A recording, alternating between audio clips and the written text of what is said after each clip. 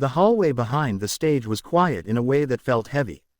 The lights were soft and pale, and the floor reflected them like calm water. People moved slowly, whispering, holding clipboards, adjusting microphones. In the middle of it all stood a man who did not seem to belong to the noise or the rush. His name was Daniel Reyes. Daniel stood alone, holding his jacket with a flip away. It was a simple jacket, dark blue, a little worn at the edges. Under it, he wore a white shirt that reminded him of old photos he had seen of Elvis Presley. His black hair was carefully combed back, but a few strands refused to stay in place. His shoes were polished, though the soles were thin from years of use. He took a deep breath and let it out slowly. His chest felt tight, his hands were shaking, and he tried to hide it by pressing them against his sides. Somewhere beyond the walls, an audience was waiting. Judges were sitting in their chairs. Cameras were ready, and in just a few moments, someone would call his name. Daniel closed his eyes. For a second, he was not in America. He was back in a small neighborhood in the Philippines, where the air was warm and smelled like fried fish and dust. He remembered standing outside his family's tiny house, listening to music playing from a neighbor's radio. That was where he first heard Elvis. The voice had been strong and gentle at the same time. It felt like someone was telling a story meant just for him. That memory always made his heart feel softer, and right now, he needed that feeling. A production assistant stepped closer and smiled kindly. "You're up next," she said. Daniel nodded. His throat was dry, and he could not find his voice to answer. He simply smiled back and took another breath.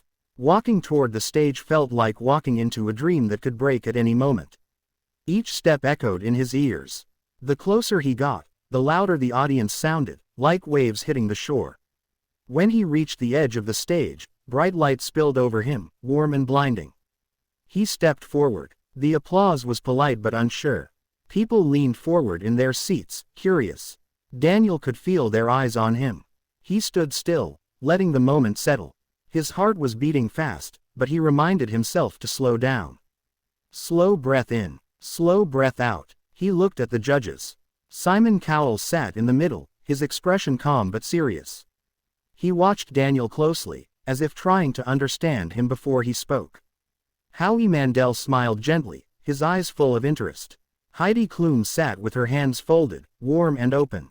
Sofia Vergara tilted her head slightly, studying Daniel with a curious smile. Daniel swallowed. "Hello," Simon said. "What's your name?" "Daniel Reyes," Daniel replied. His accent was soft, careful, shaped by years of trying to sound clear in a new country. "And where are you from, Daniel?" Simon asked. "I am from the Philippines," Daniel said. "But I live here now. I work as a delivery driver." Simon nodded. "And what are you going to do for us today?" Daniel paused. This was the moment that always felt the hardest. Saying it out loud made it real. "I will sing," he said. "An Elvis Presley song." There was a small reaction in the room. Some people smiled, others exchanged looks. Elvis was not an easy choice. Everyone knew Elvis. Everyone had expectations. "How long have you been singing?" Howie asked. Daniel thought of late nights, empty streets, his voice echoing between buildings as he sang to himself to stay awake. He thought of small family gatherings, cheap microphones, borrowed speakers. "Since I was a boy," he said quietly. Simon leaned back in his chair.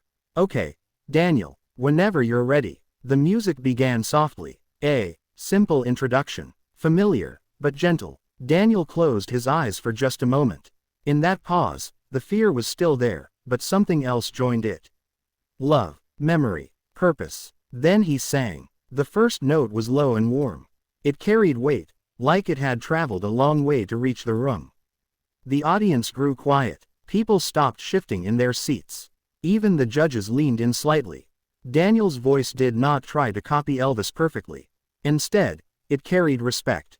It carried history. It carried his own life inside it. There was a softness in the way he held the notes, and a strength when he let them rise. As he sang, his shoulders relaxed. His hands stopped shaking. The stage no longer felt so big.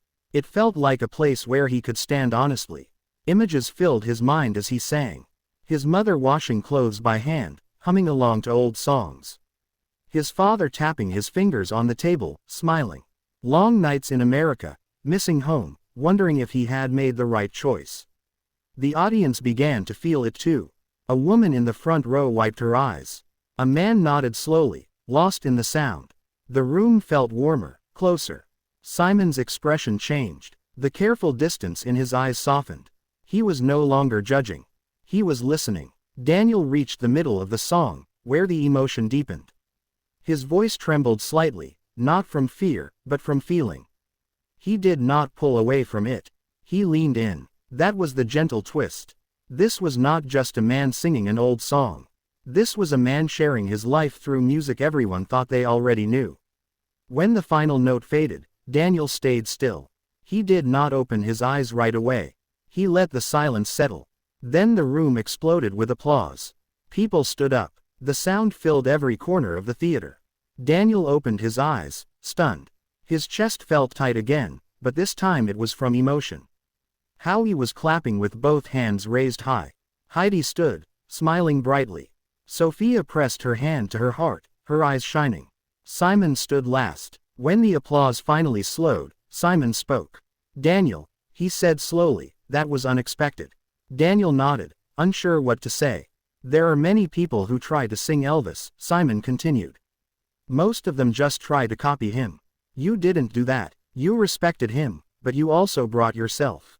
And that's very rare." Daniel felt his eyes fill with tears. He blinked quickly, trying to stay calm. Howie leaned forward. "I could feel your story," he said. "You made us forget about the competition. That's what real performers do." Heidi smiled. "Your voice feels honest," she said. "Like you are singing from a place that matters."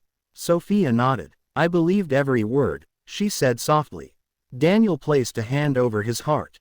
"Thank you," he whispered. Simon paused, then looked at the other judges. There was a quiet understanding between them. "Daniel," Simon said, "this show has seen many moments. But sometimes, someone comes on stage and reminds us why we are here." He reached for the button. The golden light burst across the stage. The golden buzzer sound filled the theater, bright and loud. Gold confetti rained down, floating slowly through the air like falling leaves.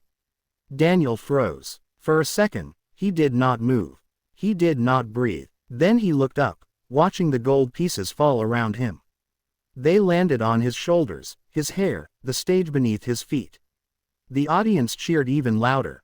Daniel's knees felt weak. He covered his face with his hands and cried, quietly at first, then openly. Years of doubt, of fear, of feeling invisible, poured out in those tears. Simon stepped onto the stage and placed a hand on Daniel's shoulder. "You earned this," he said simply. Daniel nodded, unable to speak. Later, when the lights dimmed and the crowd slowly left, Daniel stood alone again for a moment. The stage was quiet now, covered in gold. It felt different than before. Not bigger, but kinder. He thought of home. He thought of the boy listening to a radio. He thought of the long road that led him here. Daniel took one last look around, then walked off the stage, carrying the sound of applause in his heart, knowing that something had truly changed, not just for the show, but for him.